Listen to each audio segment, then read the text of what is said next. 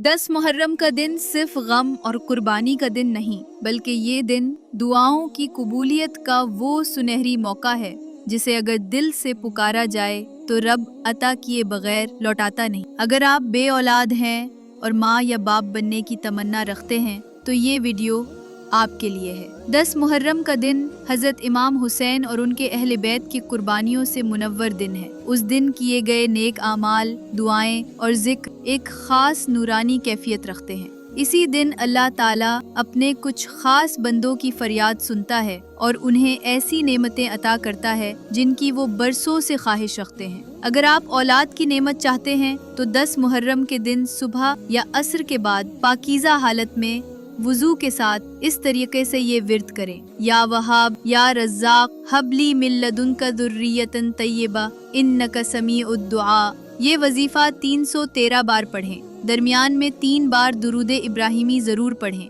आखिर में अल्लाह ताला से अपनी ज़बान में औलाद के लिए दुआ करें। माँ बेटे का वास्ता दें, करबला के प्यासों का वास्ता दें।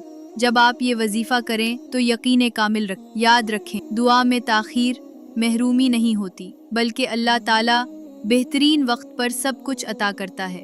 अगर आप भी इस वजीफे से फैज़ लेना चाहते हैं तो 10 मुहर्रम को इस नूरानी अमल को ज़रूर करें और दिल से दुआएं मांगें। ऐसी ही नूर से भरी दुआएं, इस्लामी हिकायात और सच्चे वज़ाइफ सुनने के लिए नूरानी स्टोरीज़ को ज़रूर सब्सक्राइब करें। शायद आपकी एक सब्सक्राइब किसी और की दुआओं का सबब बन जाए।